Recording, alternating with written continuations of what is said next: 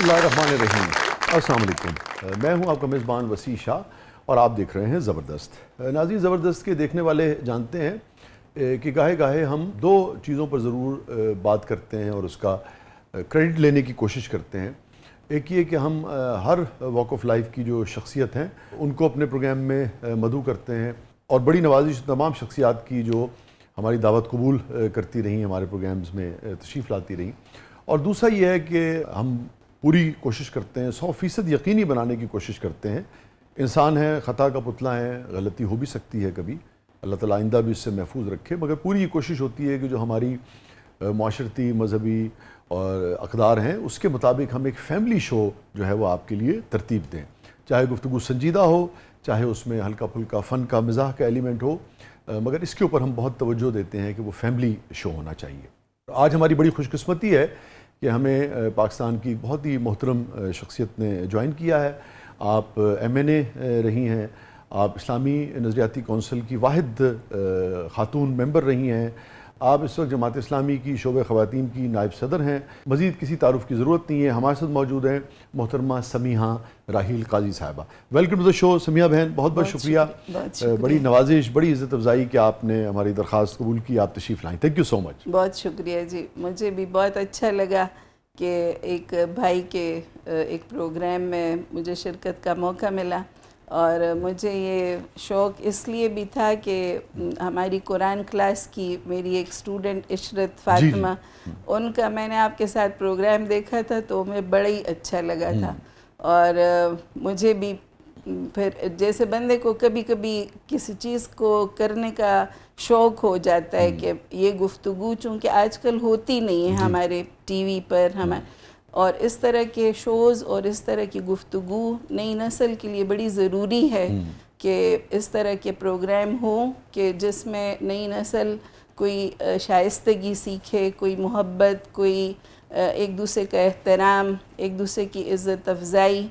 तो मैं भी बड़ी शुक्रगुज़ार हूँ कि आपने मुझे मौका दिया। नहीं, जज़ाकल्लाह। हमारे लिए तो बहुत ही इज़्ज़त का और बहुत ही मेरे पास लफ्ज़ नहीं है कि आपने हमारी दावत कबूल की। और ये जो आपने बात की, यहीं से हम समीहा बहन इसका आगाज़ करते हैं। मैंने डॉक्टर फ़रीद पराचा साहब से भी ये बात की थी और लाज़िबात उन्होंने अपना इस हवाले से जो भी मौक़िफ़ था वो दिया था कि जब हमारे ऐसे माशरे में बसने वाले बहन भाई, हमारे ऐसे हमवतन ख़वातीन भी, मर्द हज़रात भी, जो कि निस्बतन मज़हबी रुझान ज़्यादा रखते हैं या निस्बतन मज़हबी रुझान रखते हैं, वो कम है मज़हबी रुझान, वो ज़्यादा है, वो बहुत ज़्यादा प्रैक्टिसिंग मुस्लिम है या नहीं है, मगर जो इन सारे मीडियम्स के बारे में जिनकी राय ज़रा मुख्तलिफ है, वो इन प्लेटफॉर्म्स को बिल्कुल छोड़ देते हैं। नतीजा ये होता है कि उनकी जो भी राय है, वो जिस तरह से भी तर्ज़ ज़िंदगी को सोचते हैं, उसका अक्स जो है मेन स्ट्रीम मीडिया पे उस तरीके से नज़र नहीं आ पाता है। सो आप क्या समझती हैं कि इससे खला नहीं पैदा होता है, यानी कि इस तरफ की फ़िक्र का जो ज़ाविया है वो आ ही नहीं पाता है? बिल्कुल आपने बिल्कुल सही तरफ इशारा किया कि जो भी यानी लोगों ने इसको बिल्कुल अच्छा ही नहीं समझा पहले TV को, और जब वो आया तो यानी दीनी तबके के एक बड़े तबके ने मुखालिफत की और उसका नतीजा ये निकला कि हम लोग ख़ुद थोड़ा सा मेन स्ट्रीम लाइन से अलहदा हुए। लेकिन अब अल्हम्दुलिल्लाह सोशल मीडिया का ज़माना है और लोगों के सामने वो जो इकबाल ने कहा था कि ज़माना आया है बेहिजाबी का, आम दीदार यार होगा, सुकूत था पर्दादार जिसका, वो राज अब आश्कार होगा। तो वो राज जो है वो ट्रांसपेरेंसी, बेहिजाबी को लोग किसी और मायनों में लेते हैं, लेकिन ये ट्रांसपेरेंसी आ रही है। अब वो मस्तूर नहीं होगा, अब वो राज जो है वो राज नहीं रहा।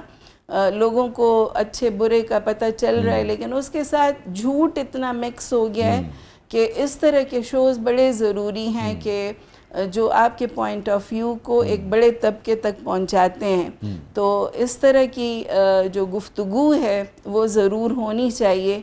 और मैं समझती हूँ कि जो दीनी तबका है उसको तो ज़्यादा अहमियत देनी चाहिए। تاکہ وہ لوگوں کی رہنمائی کر سکیں، بر وقت کر سکیں اور صحیح کر سکیں. کیونکہ اس سے پھر صرف یہ تاثر رہ جاتا ہے کہ جتنا بھی دینی طبقہ ہے وہ تمام کا تمام جو ہے وہ انتہا پسندی کی طرف مائل ہے. یہ اس کا ایک نقصان. دین تو اعتدال کا نام ہے اور دین توازن کا نام ہے. کائنات میں جو توازن ہے اللہ رب العالمین نے ایک توازن کے ساتھ اس دین کو رکھا ہے، تو ہمیں ان ساری چیزوں کو اس توازن کے ساتھ ہی پیش کرنا چاہیے. اور جو میڈیا کا جو ایک رول رہا ہے یا جو زیادہ تر جس میں یعنی عورت کا استحصال ہے، عورت کو صحیح طور سے نہیں پیش کرنا، یا جو نان ایشوز ہیں ان کو ایشوز بنا کر پیش کرنا، تو میرا خیال ہے کہ اس طرح کی گفتگو ہونی چاہیے تاکہ معاملات زیادہ بہتر طریقے سے لوگوں تک پہنچ سکیں. لوگوں تک پہنچے.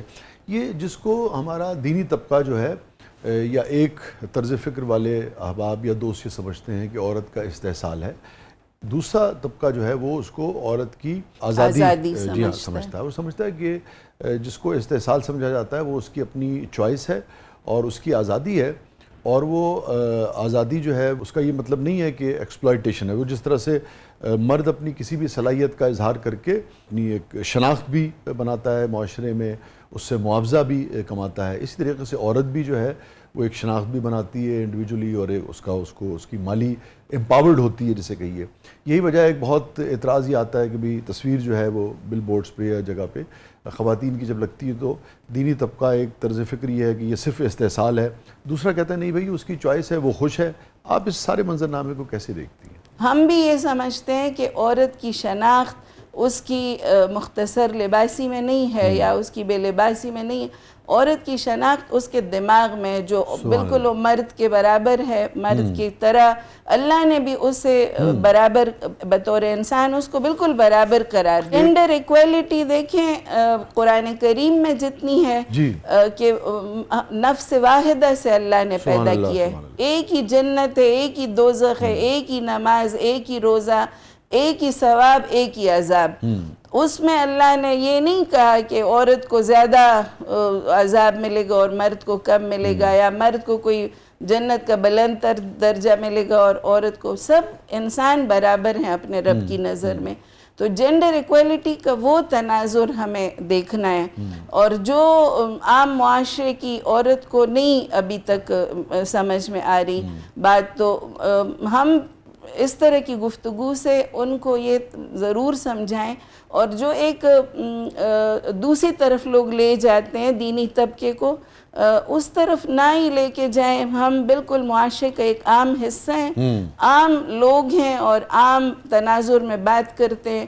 اور اسلام اعتدال کا دین ہے، توازن کا دین ہے. اسی توازن اور اسی اعتدال سے آپ واحد ممبر رہی اسلامی نظریاتی کونسل کی، واحد خاتون ممبر. آپ سمجھتی ہیں یہ جینڈر ایکویلٹی ہے؟ میں نے اسلامی نظریاتی کونسل کے پہلے اجلاس میں جب وہ ہمارا وہ انٹروڈکشن ہوتی ہے، تو میں نے سب سے پہلا اپنا جو بل داخل کیا ہے، چونکہ وہ قانون ساز ایک ادارہ ہے، کہ ادھر نہ 3 خواتین ہونی چاہیے. یعنی ایک اکیلی خاتون تو اتنا بڑا ادارہ ہے اور پاکستان کی نمائندگی کرتا ہے. 20 ممبران، 20 مرد ممبران میں ایک عورت ہے. تو میں نے سب سے پہلا اعتراض یہی داخل کیا کہ اس کو 3 ہونا چاہیے، کہ ایک کبھی کسی وجہ سے غیر حاضر بھی ہو تو 2 وہاں پر موجود ہو. یہ اسلامی تقاضا بھی ہے. دوسرے آپ خود سمجھتی ہیں خاتون ہونے کی حیثیت سے، یقیناً آپ سمجھتی ہوں گی کہ بے شمار چیزیں ایسی ہیں جو کہ خواتین کے حوالے سے صرف خواتین ہی بتا سکتی ہیں. آپ کیا سمجھتی ہیں سمیہ بہن کہ دین نے، ہم جب دین کو پڑھتے ہیں اور اس کی جو کانوٹیشن جو مختلف علماء کرام نے ایون مختلف مسالک میں بھی جب میں اسے دیکھتا ہوں، مجھے کہیں پہ بھی، میں اب ذاتی طور پہ اپنی بات کر رہا ہوں، خواتین جیسے اگر آپ کی میں مثال لے لوں، آپ پی ایچ ڈی ڈاکٹر ہیں، آپ اقوام متحدہ میں بھی پاکستان کی خواتین کی نمائندگی کرتی ہیں، سیاست میں بھی آپ ان ہیں، آپ غالباً اس وقت دادی بھی ہیں نا، دادی نانی بھی ہیں، ایک بھرپور جو خواتین کا فیملی لائف ہے اور اس کے سارے جو اینگلز ہیں، اور ایک بھرپور کردار ہے آپ کا معاشرت کے اندر، اور سارے پہلو جو ہیں آپ نے اس کے کور کیے ہوئے. تو دین میں باقی حجاب لینا، لباس جو ہے وہ تو خود جو انڈیویجولزم کی بات کرتے ہیں ان کے اس فلسفے کے اندر موجود ہے کہ یہ تو ہر ایک کا استحقاق ہے. جب آپ کو مختصر پہ اعتراض نہیں ہے جی تو آپ کس طریقے سے حجاب کے اوپر جی کوئی بالکل، سوال اٹھا سکتے بالکل۔ ہیں؟ یہ الگ بات ہے کہ ہم تو بہت ہی احترام کرتے ہیں بالکل۔ اس کا. کیا وجہ ہے کہ اس کے باوجود بھی تاثر یہ ہے کہ جو خواتین یا جو ہماری مذہبی تنظیمیں ہیں وہ خواتین کی آزادی کے اس طرح سے حق میں نہیں ہے کہ وہ امپاورڈ ہو سکیں؟ یہ تاثر کیوں ہے؟ یہ اور میں کہتی ہوں کہ یہ تاثر قصداً بنایا گیا ہے تاکہ لوگوں کو ہم سے بدگمان کیا جا سکے. لیکن میں چونکہ اسمبلی میں بھی رہی ہوں تو ساری پارٹیز آ کے ہمیں کہتی تھیں، خاص طور پر جماعت اسلامی کو، کہ ہم اپنی جو خواتین تھیں ان کی کیپیسٹی بلڈنگ کی ورکشاپس کراتے تھے. ہمارا ایک واحد جماعت اسلامی کی خواتین تھیں جن کا پراپر آفس تھا. ہماری جو قائد تھی محترمہ عائشہ منور صاحبہ، تو وہ ہمیں پراپر طریقے سے یعنی لیڈ کرتی تھی. ہم وہ واحد جماعت تھے جنہوں نے ویمن رائٹس چارٹر کے تحت یعنی اسمبلی میں کام کیا، معاشرے میں کام کیا. ہم صرف الیکشن کے دن میں فصلی بٹیروں کی طرح نہیں آتے، ہم سارا سال ویمن رائٹس کے لیے کام کرتے ہیں. تو یہ تاثر بنایا گیا. لیکن میں آپ کو کہتی ہوں جہاں پہ بھی لوگوں کے ساتھ انٹریکشن ہوا تو ان لوگوں نے کہا کہ آپ کے بارے میں جو تاثر تھا وہ بالکل جیسے ابھی آپ نے کہا کہ آپ آئی ہیں تو ہمیں بڑا اچھا لگا. لوگوں نے ہمیں ایکسکلوڈ کیا خود ہی اور پھر ہمارے بارے میں تاثر بھی اور پرسیپشن بھی خود ہی بنا لیے. تو حالانکہ ہم بالکل نارمل لوگ ہیں اور میرا خیال ہے جتنی عزت جماعت اسلامی میں خواتین کی ہے آپ کو کہیں پہ بھی نہیں ملے گی. تو آپ کا یہ فرمانا ہے، آپ کا خیال یہ ہے کہ اس میں مذہبی جماعتوں کا کوئی قصور نہیں ہے؟ مذہبی جماعتوں کا یہ قصور ضرور مجھے نظر آتا ہے کہ وہ یعنی اس طرح سے اپنے موقف کو پیش نہیں کر پاتی، یا اس میں پھر ہم جیسے اسمبلی میں گئے تو سب لوگوں نے کہا کہ آپ کی تو ٹریننگ آپ کے مردوں سے بھی زیادہ ہوئی ہے. آپ لوگ جتنے پالشڈ ہیں آپ اپنے مرد ارکان سے بھی زیادہ پالشڈ ہمیں نظر آتے ہیں. ایک مجھے یاد ہے ہمارے پیپلز پارٹی کے ایک بھائی تھے تو انہوں نے کہا آپ کو کوئی اسپیشل ٹریننگ دی جاتی ہے، جو بھی ٹاپک آپ کو دیں تو آپ اس پہ بولنے لگ پڑ جاتے ہیں. میں نے کہا جماعت میں یعنی آپ کو ابتدا سے ہی بولنا سکھایا جاتا ہے، آپ کو تہذیب سکھائی جاتی ہے، آپ کو اپرچونٹیز دی جاتی ہیں، آپ کو پلیٹ فارمز دیے جاتے ہیں اور آپ اس پہ اپنا موقف رکھتے ہیں. عام سی ہم گھریلو عورتیں ہوتی ہیں. تو وہ ہماری ایک باجی تھیں عافیہ باجی، وہ ایک دن کہنے لگی میرے شوہر کہہ رہے ہیں کارڈیالوجسٹ ہیں بڑے، تو کہنے لگے کہ وہ کہتے ہیں کہ تم لوگوں کو جہاز چلانے کی ذمہ داری دے دی جائے تم لوگ وہ بھی کر لو گے، اس لیے کہ جو بھی کام تم لوگوں کو دیا جاتا ہے وہ تمہیں آتا ہو کہ نہ آتا ہو تو تم لوگ وہ اسے کرنے لگ جاتے ہو. ویسے بھائی اسمبلی کے 5 سال جب ہم نے گزار کے آ گئے تو میں نے انہیں کہا اب آپ ہمیں ماسٹر آف اکنامکس کی ڈگری بھی دے دیں، ماسٹر لاء کی بھی ڈگری دے دیں. ہم نے ہر وہ کام اور اکیڈیمکلی بڑا سٹرونگ کیا اور الحمدللہ مجھے ٹاپ آف دا لسٹ بھی قرار دیا گیا ڈیبیٹس میں بھی اور لیجسلیشن میں بھی. تو ہماری جتنی بھی خواتین تھیں ان کو ٹاپ 20 میں رکھا گیا. تو یہ ساری یعنی جماعت اسلامی کی ٹریننگ ہے. ہمیں بڑا ایکولی یعنی فیسیلیٹیٹ کیا جاتا ہے اور ہمیں بہت محبت اور حفاظت کے رشتے ملے ہوئے ہیں جماعت اسلامی میں. لیکن آپ سمجھتی ہیں کہ جو دیگر پارٹیز ہیں، پاکستان پیپلز پارٹی ہے، مسلم لیگ نون ہے، پی ٹی آئی ہے، آپ کیا سمجھتی ہیں کہ وہاں کا ماحول بھی خواتین کے لیے ایسا نہیں ہے جیسا آپ کا ہے؟ دیکھیں میں کسی پارٹی کو تو نہیں کہتی لیکن میں نے اسمبلی میں دیکھا ہے کہ وہاں کی خواتین بہت شاکی ہوتی تھیں. وہ کہتی تھیں کہ آپ کے ہاں جتنا عورت کا احترام ہے اور آپ کے ہاں جتنی عورت کو سنا جاتا ہے تو وہاں پر مجھے اپنے والد کا بھی یاد ہے کہ ان کی زندگی میں عورت کے لیے 3 لفظ تھے: محبت، عزت اور حفاظت. انہوں نے ان 3 الفاظ کے اوپر اپنی خاندان کی بھی بنیاد رکھی. جماعت میں بھی مولانا مودودی رحمۃ اللہ علیہ سے لے کر آج حافظ نعیم الرحمن تک ہمیں یہ 3 چیزیں ہی ملتی ہیں. لیکن کبھی ایسا ہوا کہ اگر آپ یہ سمجھتی ہیں کہ خواتین شاکی رہتی تھیں اور اتنی آزادی، رسپیکٹ، احترام اور اتنا کام کرنے کی، بولنے کی آزادی ہے، تو اس پورے سفر میں کبھی ایسا ہوا کہ کسی اور پارٹی کی خاتون جو ہیں وہ جماعت اسلامی میں آ گئی ہوں؟ اتنا آپ کو پتہ ہے ادھر سے ادھر تو ہوتا رہتا ہے. یہ گروہ بندیاں جو ہیں تو یہاں پر اب نا وہ پارٹی بازی اور دھڑے بازی معاشرے میں اتنی زیادہ ہو گئی ہے. میں سمجھتی ہوں بہت زیادہ وہ لوگ بہت، میں اب نام نہیں لوں گی لیکن بہت ساری خواتین وہ کہتی تھی کہ ہم صرف وہ دھڑے بندی اور اس کی وجہ سے ان پارٹیوں میں ہیں، ورنہ جب ہم آپ لوگوں کو دیکھتے ہیں تو ہمیں آپ کے اوپر بڑا رشک آتا ہے کہ آپ لوگوں کی اتنی عزت ہے، اتنی حفاظت ہے، اتنی آپ کی بات مانی جاتی ہے. اپنے والد کو بھی میں نے دیکھا اور ان کے بعد پھر منور صاحب، پھر سراج الحق صاحب، اب حافظ نعیم الرحمن صاحب، عورتوں کی نا جتنی بھی پالیسی بنتی ہے وہ خواتین خود بناتی ہیں. نہیں بہن، میرا سوال یہ تھا کہ کوئی جی ہاں دیکھیں سیاستدان ہے نا، آپ کہیں اور جا رہی ہیں، میں کہیں اور میں آپ سے کیوں پوچھ رہا ہوں، کیونکہ بے شمار ایسے اس وقت لوگ ہیں جو مختلف پارٹیز میں ہیں اور جنہوں نے اپنا سفر جماعت سے شروع کیا تھا. جی بالکل. تو کوئی ایک مثال آپ ایسی دے سکتی ہیں کسی خاتون کی، چلیے مرد کی دے لیجئے، جی. جو کسی اور پارٹی میں تھا اور وہ جماعت اسلامی میں آ گیا، اور اگر اس قدر اچھی جماعت ہے، جماعت اسلامی تو سارے عام لوگوں کی پارٹی ہے نا، تو فیوڈلز تو نہیں آنا پسند کرتے، ان کی مفادات کے اوپر ضرب لگتی ہے، لیکن عام لوگ تو آپ دیکھیں کہ جماعت اسلامی میں سارے جو عام لوگ ہیں تو وہ اس کو پسند کرتے ہیں، اور عام لوگ دوسرے طبقے فکر سے بھی متاثر ہو کے تو آ جاتے ہیں. آپ کیا سمجھتی ہیں کہ جماعت اسلامی کا کردار اس قدر شاندار تھا خواتین کو آزادی دینے کے حوالے سے بھی، مگر انسپائر نہیں کر سکی جماعت اسلامی اور دیگر پارٹی سے لوگ اس میں آ نہیں سکے، تو آپ کا کیا خیال ہے کہ جماعت اسلامی میں کوئی ایسی چیز تھی جس نے روکا، یا جسے کہتے ہیں دوسری طرف مہر لگ گئی تھی دلوں پہ؟ دیکھیں جماعت اسلامی میں ابھی تک لیڈرشپ پہ جتنے بھی لوگ آئے ہیں وہ سارے عام لوگ ہیں.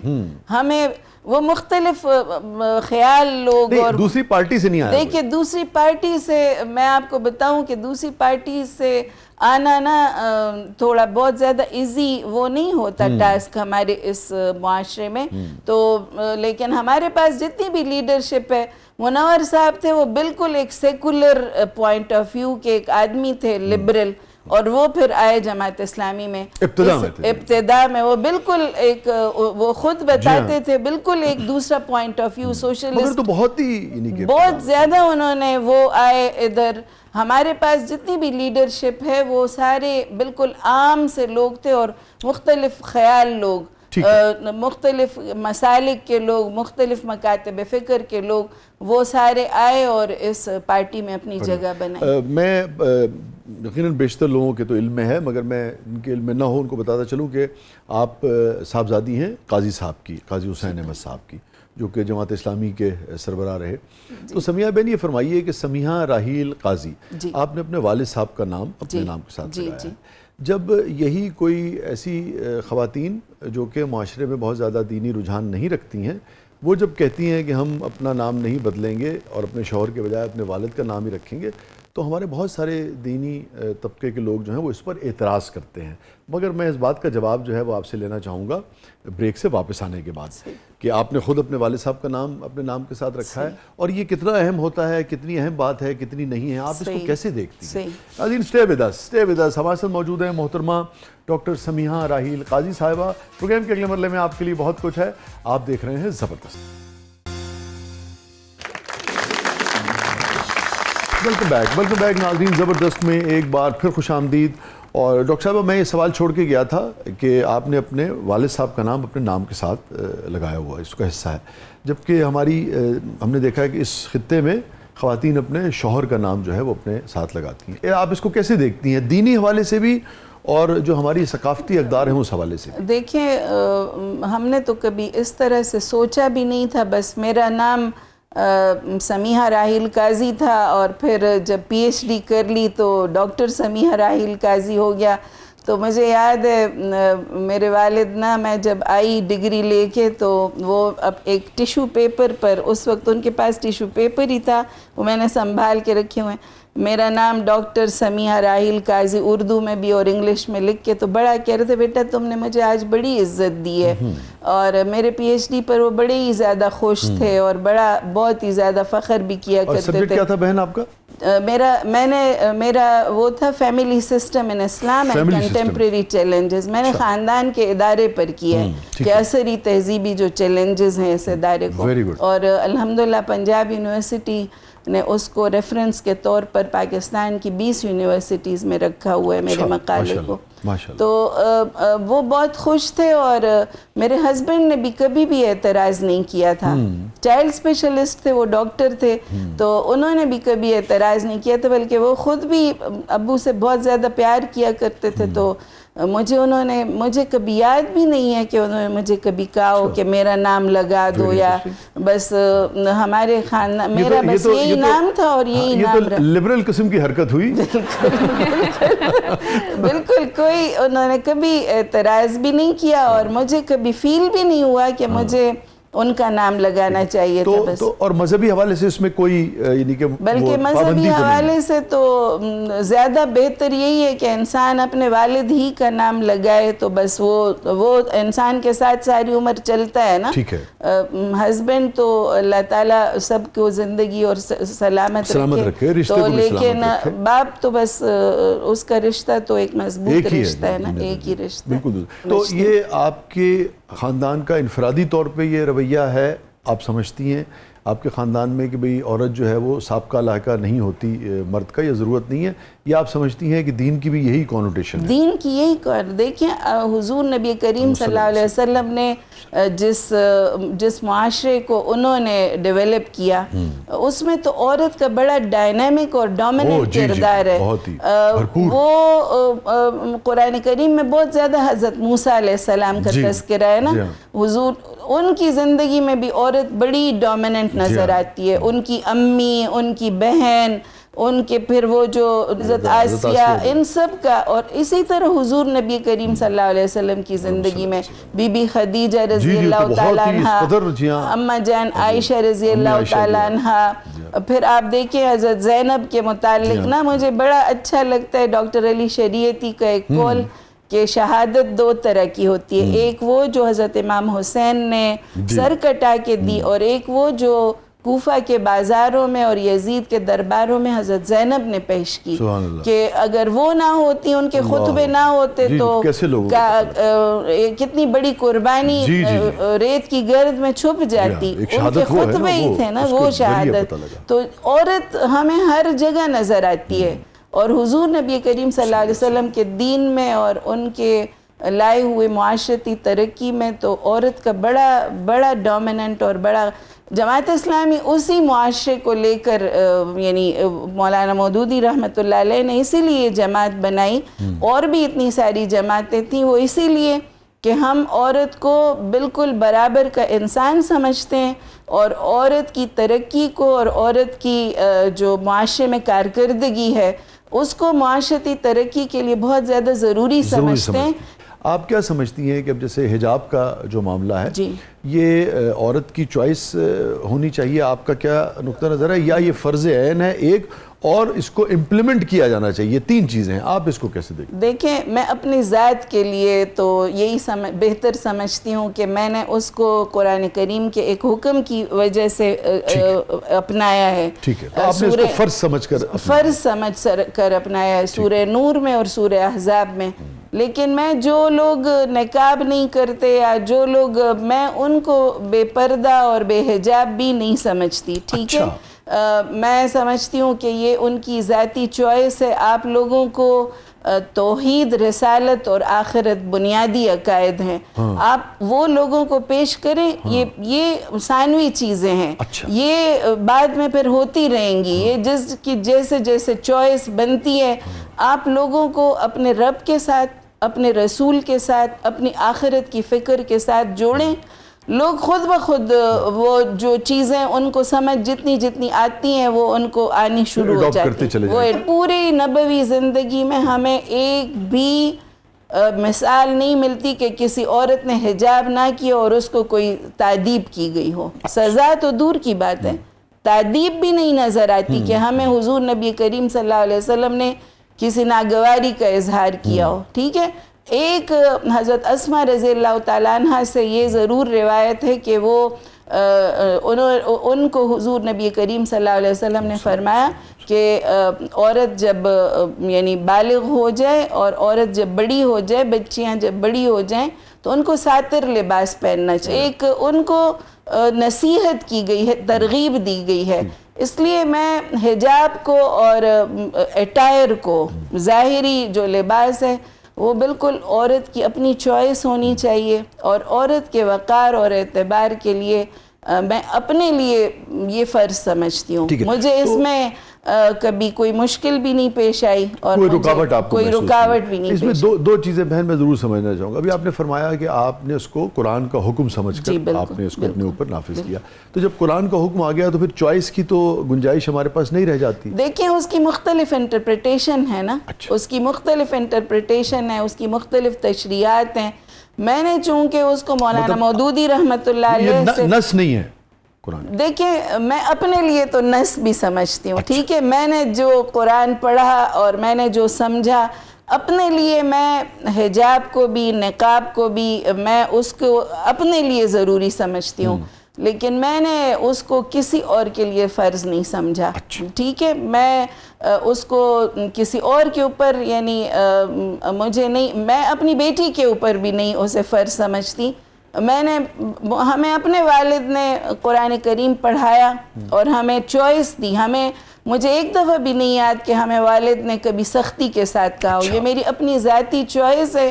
نقاب بھی، حجاب بھی، برقع بھی، کوٹ بھی، اور اسی کے اوپر میں بہت زیادہ کانفیڈنٹ بھی ہوں اور میں بہت زیادہ ایزی فیل کرتی ہوں. لیکن میں نے اپنے بچوں کو بھی نہیں کہا. اسی طرح ہماری جماعت اسلامی نے بھی اس کو اپنے دستور میں فرض نہیں قرار دیا.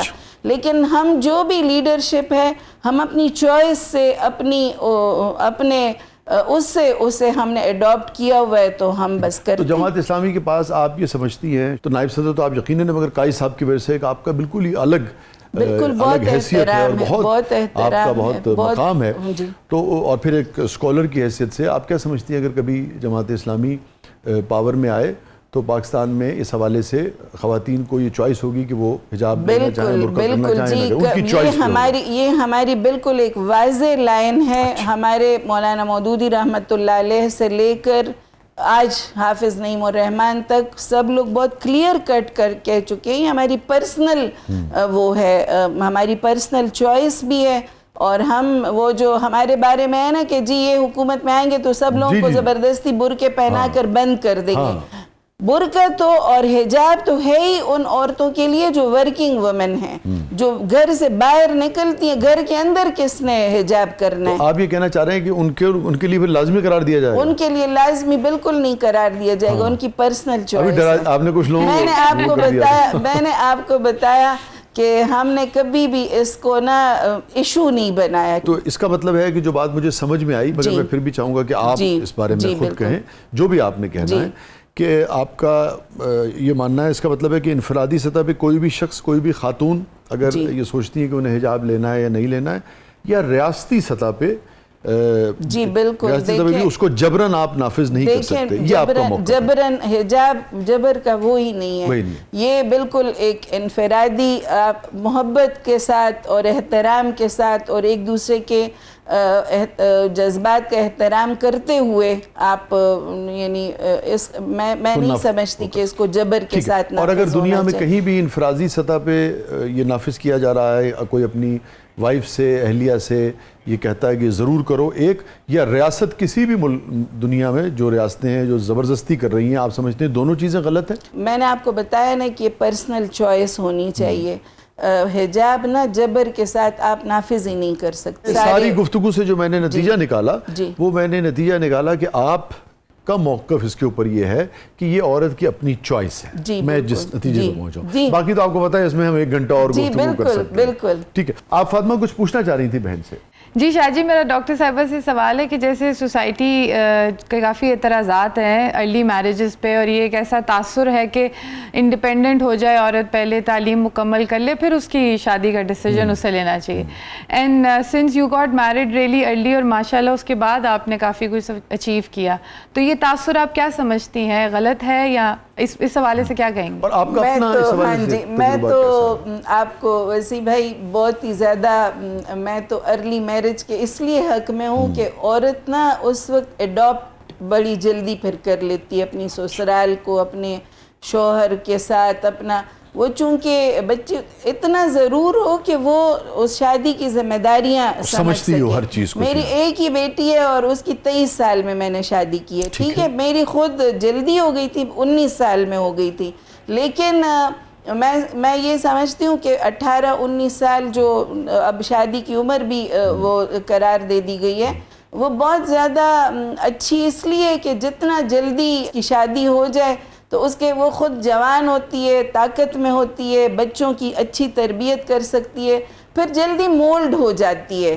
اپنے شوہر کے ساتھ, اپنی سسرال کے ساتھ. یہ جو قرآن کا حکم ہے یہ عورتوں کے لیے, یہ آیت نمبر 34 ہے سورہ نساء کی, اور میں کہتی ہوں کہ یہ بچوں کو نا نکاح سے پہلے ضرور آیت نمبر 1 اور آیت نمبر 34 سورہ نساء کی. آیت نمبر 1 تو نکاح کے خطبے کا بھی لازمی حصہ ہے نا, اور اس میں یہی ہے, وہ مردوں کو اور سارے لوگوں کو کیا ہے کہ عورت نا تمہارے بالکل برابر ہے, تمہیں نا ایک ہی نفس سے پیدا کیے, یا ایھا الناس اتقوا ربکم الذی خلقکم من نفس واحدہ, تمہیں نا ایک ہی نفس سے پیدا کیے اس لیے تم برابر ہو. اور اگلے آیت نمبر 34 میں کہا الرجال قوامون علی النساء, کہ رجال جو ہیں وہ قوام ہے. قوام کا مطلب حاکم نہیں ہے وسیع بھائی, یہ بڑا غلط جی, اس کے اوپر بڑی بحث رہی ہے. یہ قوام کا مطلب ہے مینیجر, وہ سیکٹری ہے, وہ مینیج کرتا ہے, سربراہ. یہ فرمائیے اس کی کونوٹیشن کے حوالے سے, حالانکہ الرجال قوامون بالکل واضح ہے, مگر کچھ طبقوں کا یہ بھی کہنا ہے کہ اگر عورت کما رہی ہو تو وہ قوامون ہو جائے گی. آپ اس پہ ایگری کرتی ہیں؟ نہیں, یہ کونوٹیشن درست ہے غلط ہے؟ رجال بالکل واضح طور پر اللہ نے کہا کہ خاندان کے ادارے کا نا بیک وقت ایک ہی سربراہ ہوتا ہے. عورت بھلے کماتی بھی ہوگی مگر قوامون جو ہے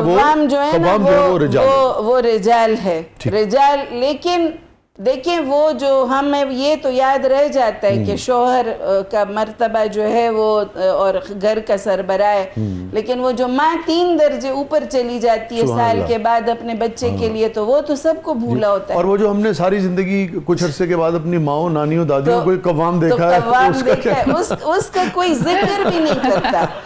آپ دیکھیں اپنی ماں کو, آپ کے ابو کی تو پھر وہ چلتی ہی نہیں ہے, آپ کی اماں کی چلتی ہے.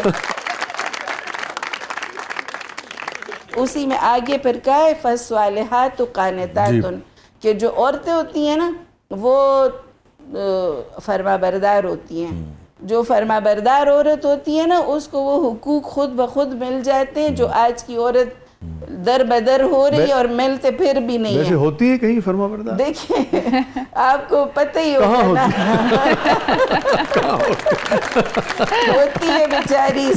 ساری ہمارے معاشرے میں تو میل ڈومیننٹ سوسائٹی ہے, بہت ہوتی ہے, جو مرد کا دل کرتا ہے وہی ہوتا ہے. لیکن نہیں, قرآن نے کہا ہے ہمیں کہ تم نا فرما بردار رہو گی اپنے باپ کی. میں نے تو خود یہ دیکھا ہے کہ میں اپنے باپ کی فرما بردار رہی, مجھے وہ سارے حقوق ملے. میں اپنے بھائی کی فرما بردار رہی, مجھے وہ سارے حقوق ملے. میں اپنے شوہر کی فرما بردار رہی, مجھے وہ سارا کچھ, وہ ان کی محبت, عزت, سارا کچھ حفاظت ملا. میں چونکہ یہ نازک مسئلہ ہے اور چونکہ بہت سارے لوگ اس کی غلط وہ نہ لیں, میں جو سمجھ پا رہا ہوں آپ بنیادی طور پہ فرما برداری سے آپ کی مراد یہ ہے کہ بات سننا اور بات ماننا ہے, صرف سن کے کیونکہ میں یہاں پہ جی میں ایک چیز اور ضرور کہوں گا بہن, یہ اس لیے امپورٹنٹ ہے کہ چونکہ ایک پہلو جاتا ہے نا تو اس سے اب سوال یہ اٹھتا ہے کہ اچھا بھی عورت کو تو آپ فرما بردار اور اطاعت گزار بنا رہے ہیں, مگر چونکہ پوری پکچر سامنے نہیں ہوتی, بعض اوقات وقت نہیں ہوتا گفتگو میں. دوسری پکچر یہ ہے کہ آپ دیکھیے کہ خطبہ حجۃ الوداع میں آقائے دو جہاں سرکار دو عالم صلی اللہ علیہ وسلم نے خاص طور پہ فرمایا کہ تمہیں تاکید کرتا ہوں اپنی خواتین کے حوالے سے, اس کے حوالے سے بہت محتاط رہیں. آپ نے فرمایا کہ تم میں سے بہتر وہ ہے جو اپنی خواتین کے لیے, گھر والوں کے لیے بہتر ہے, اور میں اپنے گھر والوں کے لیے سب سے بہتر ہوں. اور جس طرح سے آپ دیکھیے ہماری ماؤں کے ساتھ ان کا سلوک تھا, احترام تھا, لیکن آپ پوری چیز فالو کریں گے نا, یہ لوگ سن لیتے ہیں اور لوگ یہ سمجھتے ہیں کہ عورت کو صرف فرما برداری اور اطاعت کا کہا جا رہا ہے. دوسری طرف یہ ہے کہ اس قدر احترام ہے, ہم تو دیکھیں نا پوری پکچر پہ عمل کریں گے نا, جب پوری پکچر پہ عمل کریں گے تو اماں خدیجہ پردہ فرما گئی, اور اس کے بعد بھی آپ ان کا اتنا احترام کرتے تھے کہ ان کی سہیلیوں کو بھی آپ تحفہ جو ہے وہ بھیجتے تھے. دیکھیں وہ اتنا زیادہ احترام کیا کرتے تھے کہ اماں جان حضرت عائشہ رضی اللہ تعالیٰ عنہ فرماتی ہیں کہ میں جب سو رہی ہوتی تھی تو وہ پنجوں کے بل جاتے, ٹھیک ہے.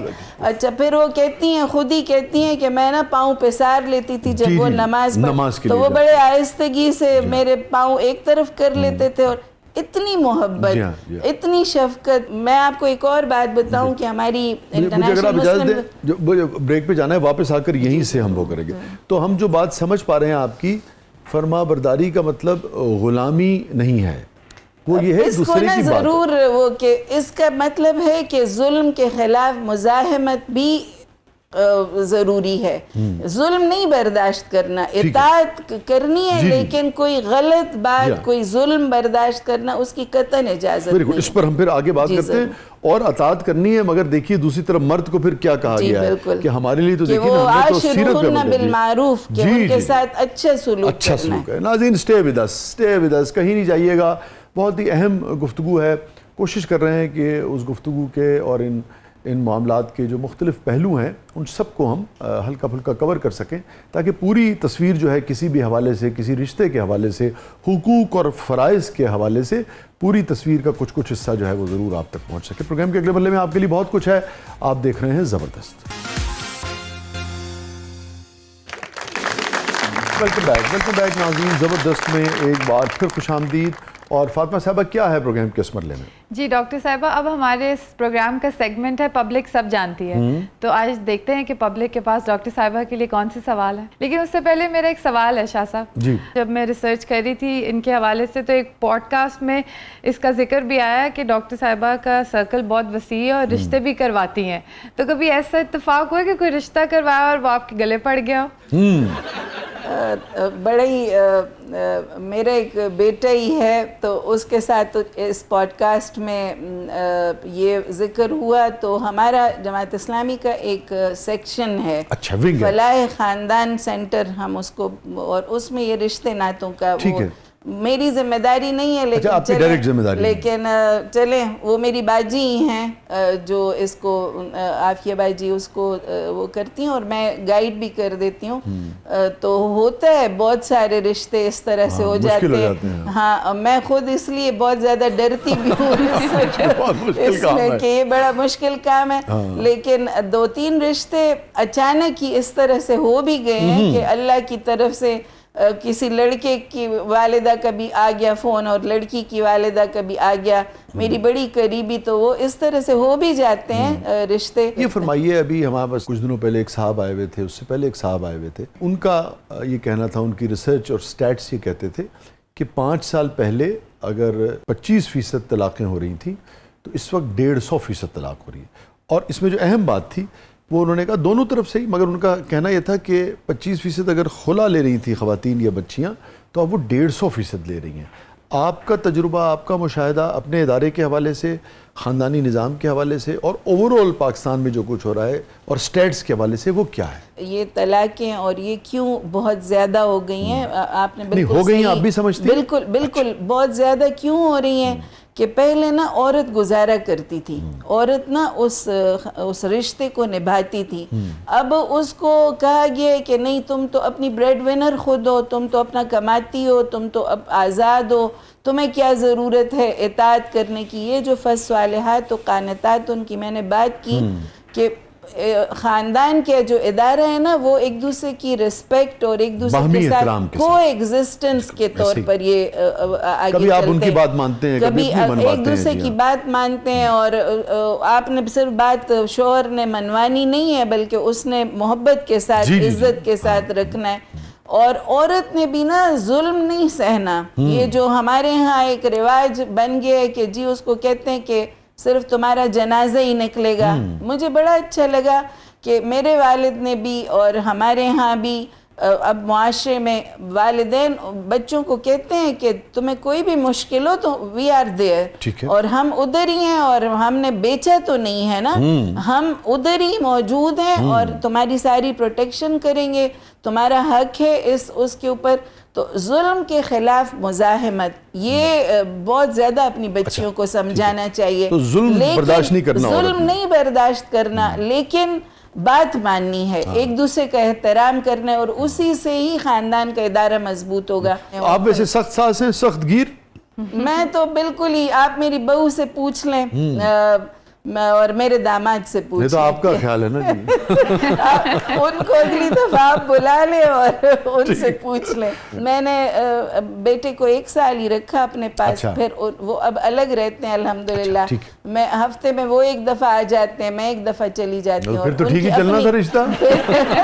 وہ انڈیپینڈنٹ ان کی لائف ہے، اور الحمدللہ میں نے کبھی اس کے تو آپ نے جو جھگڑے کی جڑ ہے وہی ختم کر دی. بالکل، وہ الگ رہتے ہیں، میں الگ رہتی ہوں. اچھا یہ فرمائیے، میں ابھی دیکھ رہا تھا نجم سیٹھی صاحب کا ایک پروگرام دیکھ رہا، تو میری نظر سے گزرا، تو مجھے بہت اچھا لگا، چونکہ میں نے ہمیشہ اس معاشرے کا خواب دیکھا ہے، یا جب ہم اس شعبے میں آئے لکھنے پڑھنے کے، مجھے آپ کے والد صاحب سے ملاقات کا بھی شرف رہا، اس میں کچھ شعر و شاعری کا کچھ تبادلہ بھی ہوا، تو بڑی اچھی میری ان سے کچھ 2 یا 3 ملاقاتیں، بہت ہی عمدہ. اب دیکھیں نا، قاضی حسین احمد اور فیض صاحب کا شعر 2 بالکل اس طرح ہیں. فیض ان کو یاد تھا، جی بہت یاد تھے ان کو. تو مجھے بہت اچھا لگا کہ نجم سیٹھی صاحب نے یہ کہا کہ ان کی تقریباً گفتگو کا مفہوم لفظ بلفظ یہ تھا کہ جو بہترین ہیومن اور پرسن، جو میں نے ان کو بہت ہی سب سے اچھے انسان سے اور شخص سے جو میرا انٹریکشن رہا لائف میں، سیاسی حوالوں سے وہ بات کر رہے تھے، وہ قاضی حسین احمد. جی بہت حالانکہ نظریے کے حوالے سے، نظریے کے حوالے سے 2 بالکل الگ وہ ہیں. تو ہم یہ معاشرے کو ہم نے کیوں اتنا تقسیم کر دیا ہے کہ اب یہ نفرتوں پہ، ایک دوسرے کو دیکھنے کو، ایک دوسرے کو کے ساتھ بیٹھنے کو مختلف الخیال لوگ تیار نہیں ہیں. میں بہت زیادہ ترکیہ سے انسپائر ہوں.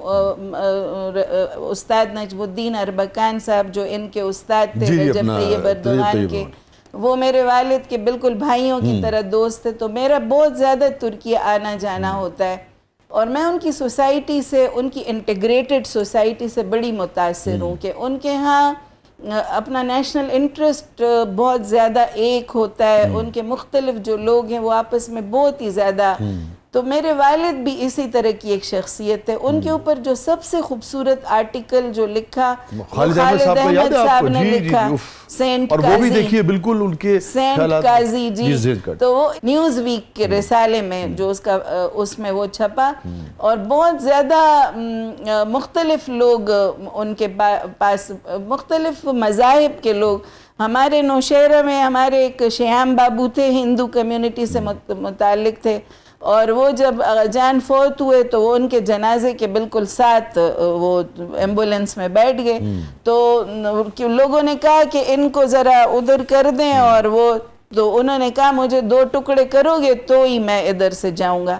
میرا بھائی پھر اٹھا اور اپنی جگہ پر ان کو بٹھا کے، اور وہ ان کو شیام بابو کو وہ جو آپ سمجھتی ہیں کہ جو رویہ قاضی صاحب کی فکر کے عین مطابق تھا آپ کے بھائی کا. بالکل بالکل بالکل.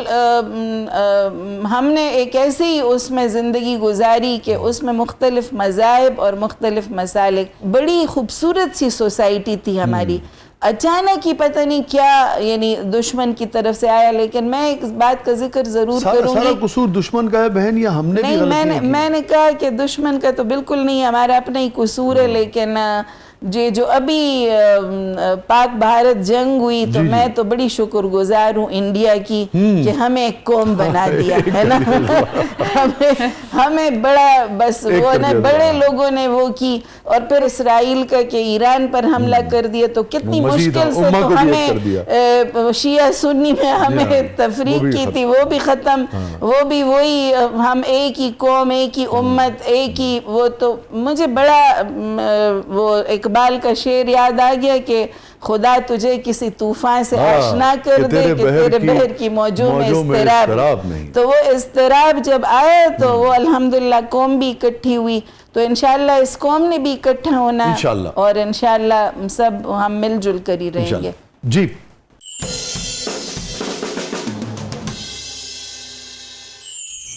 میڈم یہ نعرہ مشہور ہے، ظالموں قاضی آ رہا ہے، آپ کے گھر میں اس نعرے کا استعمال کون کرتا ہے؟ اچھا، مجھے اس بات پہ بڑا فخر ہے کہ جو اس طرح کے جو نعرے ہوتے ہیں نا وہ تو بڑی یعنی کہ ایسا نعرہ کہ جو ضرب المثل بن جائے ہے نا، تو یہ بڑا میں بڑے فخر کے ساتھ وہ کرتی ہوں کہ بہت زیادہ میرے ابو اتنے زیادہ شفیق، میں بڑی بیٹی تھی اور بیٹی تھی تو انہوں نے کبھی بھی بچوں میں فرق نہیں کیا. ہم میں سے چاروں جو بہن بھائی ہیں تو ہم اسی غلط فہمی میں مبتلا ہے کہ ابو سب سے زیادہ پیار ہمیں کرتے ہیں نا. امی بھی ایسی ہی ہیں، امی بھی نے بھی کبھی بھی فرق نہیں کیا بیٹے اور بیٹی میں. اور دوسرا وہ اتنے زیادہ شفیق تھے کہ وہ جب میرا چھوٹا بھائی کہتا ہے کہ جان جب بھی آتے تھے گھر میں تو جیسے عید ہو جاتی ہے نا، تو وہ اتنی خوشگوار سی. ہمیں تو یہی لگا کہ شاید جو مذہبی رہنما ہوتے ہیں اور یا پولیٹیکل جو لیڈرز ہوتے ہیں وہ بڑے سخت ہوتے ہیں. یہ آپ کا بھی یہ تاثر ہے، لیکن ہمارے گھر میں ابو بڑے ایک عام سے شفیق سے ابو. یہ جو آپ نے بات کی، یہ تاثر کیوں نہیں ایک مذہبی خانوادے کی خاتون جماعت اسلامی کی نائب صدر وہ بھی یہ سمجھتی ہیں کہ یہ تاثر ہے، جبکہ ہم جب دین کو پڑھتے ہیں تو ہمیں مرد اور گھر کا سربراہ اور شفقت میں آپ کو بتاتی ہوں کہ بہت زیادہ شفیق ہیں بھی. ہم نے بہت سارے اتحادوں میں لوگوں کو دیکھا نا، لیکن ہم نے جتنے شفیق اور جتنا زیادہ پرسنل طور پر احترام اور تعلق MMA کے رہنماؤں میں دیکھا وہ کسی اور اتحاد میں نہیں دیکھا. اس نعرے کے حوالے سے کیا ڈسکشن ہوتی تھی؟ کوئی خاص بات آپ کو یاد ہے؟ ڈسکشن تو بس ہم اپنے ابو کے ساتھ بہت فرینک بھی تھے اور اس بات پہ خوش ہوتے تھے کہ ہمارے ابو کا ایک نعرہ بنا ہے. تو کبھی آپ نے یہ نوٹس کیا کہ کبھی آپ کی والدہ نے کہہ دیا ہو کہ بھائی ٹھیک ہی کہتی ہے قاضی صاحب دنیا آپ کے بارے میں؟ میری امی نا بڑی ڈومیننٹ ہیں ابھی تک نا. وہ گھر میں تو وہ ہنستے تھے ابو کے گھر باہر میں قاضی حسین احمد ہوں، ان کو نہیں پتا کہ گھر میں میرے ساتھ کیا سلوک ہے.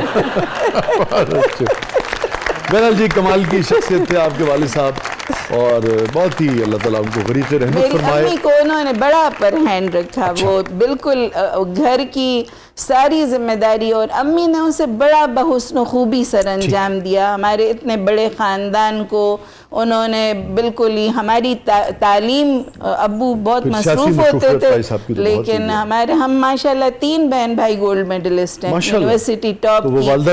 امی کو ہی سارا کریڈٹ. چھوٹا جو ہے وہ کہتے ہیں میں ڈاکٹر ہوں، MBBS خود ہی گولڈ میڈل ہے. تو وہ چاروں کے ساتھ قرآن کریم، میری چھوٹی بہن حافظہ ہے ماشاءاللہ، تو انگلش لٹریچر میں اس نے ماسٹرز کیا. تو یہ تعلیم ساری امی کے ذمہ تھی. تربیت میں ابو نے بہت زیادہ بڑا کردار ادا کیا. جی میڈم، میری پہلے 2 شادیاں ہو چکی ہیں، مجھے فرما بردار بیوی نہیں مل رہی، تو کوئی مجھے ایسا طریقہ یا وظیفہ بتا دیں جس سے مجھے فرما بردار بیوی مل جائے. ٹھیک ہے، دیکھیں جی فرما بردار بیوی ملنے کے لیے سب سے پہلا وہ ہے کہ آپ شفیق شوہر بنیں. آپ شوہر شفیق ہوں تو بیوی فرما بردار بنی جاتی ہے. تو یہ ایک سمپل نسخہ ہے جو ہمیں سیرت رسول صلی اللہ علیہ وسلم سے ملتا ہے کہ آپ محبت کریں تو فاتح عالم، محبت فاتح عالم. تو بس محبتوں سے دل فتح کیے جاتے ہیں تو انسان بھی محبت سے ہی فتح ہوتے ہیں. عزت اور محبت ایک طرح سے آپ کو جیتنی پڑتی ہے اپنے کردار سے، اپنے رویے سے. اور دوسرے کہ ہمارا بہت ہی سادہ جو محاورہ ہے پنجابی کا کہ بندے دی اپنی عزت اپنے ہاتھ. جی بالکل. اس کا مطلب یہ ہے کہ آپ دوسرے کی تکریم کریں، اس کی ضروریات کا خیال رکھیں تو خود بخود وہ آپ کی رسپیکٹ کریں. وہ ہارون الرشید صاحب نے میرے والد کے بارے میں یہ کہا تھا کہ آپ ساری دنیا کو متاثر کر سکتے ہیں مگر اپنے خاندان کو صرف اپنے کردار سے متاثر کر سکتے ہیں، باقی کو تو آپ باتوں سے کر لیں گے. تو الحمدللہ کردار محبت والا ہو تو انشاءاللہ لوگ متاثر ہو ہی جاتے ہیں. میں صرف یہ کہوں گا کہ آپ پھر اپنے خاندان کو بھی آپ کردار سے کر سکتے ہیں. ایک شخصیت ایسی ہوتی ہے جس کو آپ کردار سے بھی نہیں کر سکتے، وہ بیگم ہوتی ہے آپ کی. اس کی کیا وجہ ہے؟ شریف انسان نا بیگم سے بہت ڈرتے ہیں اور بیگم کو قائل کرنے کی کوشش ہی نہیں کرنی چاہیے. مجھے یاد آ گیا بلکہ اس موقع پہ میں آگے بڑھنے سے پہلے آپ کی تو ساری شاعری اسی میں ہے، احساسات اور خوبصورتی اور اس کی فیلنگز کو سمجھنا. تو آپ سے زیادہ کون. میرا تو کبھی کبھی دل کرتے بھابھی سے ذرا آ کے پوچھیں کہ کبھی آپ کو بھی شاعری سنائی ہے، آپ پہ بھی لکھی ہے. میں نے نا سمیہ بہن کو بے شمار، مطلب اردو دنیا کی تاریخ میں کم ایسے شاعر ہوں گے جنہوں نے اپنی اہلیہ پہ اتنی لکھی ہو. کچھ لوگ اسے بہت ہی ایک غیر محبتی قسم کا فعل بھی کہیں گے نا شاید، مگر ہم نے لکھی. یہ الگ بات ہے کہ مجھے اٹھتے بیٹھتے ہر دوسرے دن سننے کو ملتا ہے کہ میرے لیے کیا کیا تم نے. یہ تو حضور نبی کریم صلی اللہ علیہ وسلم نے کہا ہے نا کہ تم سارا دن پھر وہ جب جگڑنے بیٹھ جاتی ہو تو پھر کہتی ہو میں نے تو تم میں کبھی خیر دیکھا ہی نہیں. تو یہ تو عورت کی فطرت ہے، اس کو نہیں بدل سکتے. Stay with us ناظرین. اور بہت ہی عمدہ، بہت ہی مختلف نوعیت کی کنورسیشن ہے. اگین میں شکریہ ادا کروں گا سمیہ بہن کا کہ یہ تشریف لائیں، اور پروگرام کے اگلے مرحلے میں آپ کے لیے بہت کچھ ہے. آپ دیکھ رہے ہیں زبردست.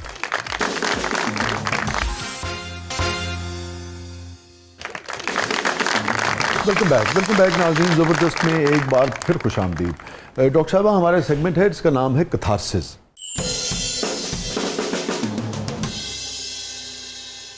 Any regret in life? بس یہ ریگریٹ ضرور رہتا ہے کہ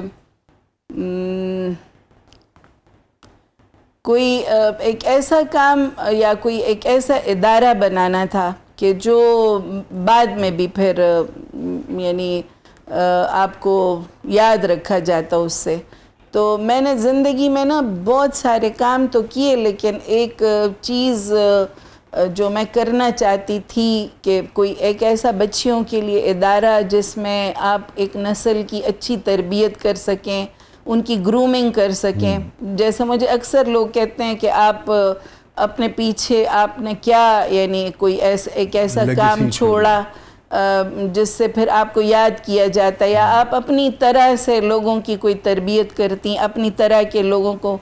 تو یہ ریگریٹ ہے کہ کوئی ادارہ بنا لیتی. لیکن آپ کو اللہ تعالیٰ سلامت رکھے اور لمبی صحت والی عمر عطا فرمائے. آپ مایوس کیوں ہوئے؟ آپ نے یہ کیوں تصور کر لیا کہ اب آپ نہیں بنا پائیں گے؟ آپ نے اس کو ترک کر دیا، اس سے آپ نے بس ایسے یعنی مجھے نہیں لگتا کہ میں اب کر سکوں گی. ٹھیک ہے، اس لیے کہ میں ایک ایسی جماعت کی کارکن ہوں جو آپ کو یعنی ان کی مرضی پر وہ چلتے ہیں. ایک نظم تبھی انسان اس کے اندر اچھی طرح سے کام کر سکتا ہے جب وہ اس کو اوبے کرے. تو ہمارے نظم میں کبھی ہم آپ کو ادھر بٹھاتے ہیں، کبھی ادھر بٹھاتے ہیں، کبھی کوئی کام کراتے ہیں، جو بھی ذمہ داری. تو اس لیے مجھے لگتا ہے کہ شاید میں یعنی میری ایک خواہش ہے کہ ہم ایک ایسا ادارہ بنائیں، فیملی انسٹیٹیوٹ. تو آپ جماعت کے اکابرین کو آپ نہیں سمجھتی کہ آپ کو قائل کرنا چاہیے، یا آپ قائل کرنے میں ناکام رہی کہ آپ جو بات کہہ رہی ہیں وہ عین جماعت کی بھی ضرورت ہے، دین کے حوالے سے بھی اور معاشرے کے حوالے سے بھی بہت ہی اہم بات ہے. میری شاید اپنی نالائکی ہے کہ میں نہیں، جو ابھی آپ نے کہا نا ریگریٹ، تو اس سے مجھے ذرا فیل ہوا ہے کہ میں یہ کام ابھی تک نہیں کر سکی ہوں.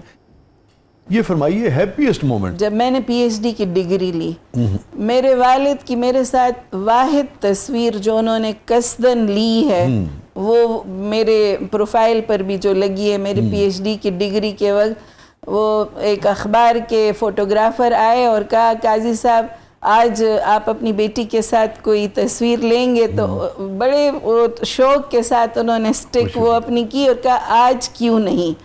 اور اتنی وہ خوبصورت تصویر ہے میری زندگی کا حاصل ہے. تو اور ان کو بہت زیادہ خوشی تھی، حالانکہ میں MNA بنی تھی، میں بہت ساری اچیومنٹس، تو ابو کو کبھی بھی میں نے نہیں دیکھا کہ ان کو کوئی خوشی ہوئی ہو.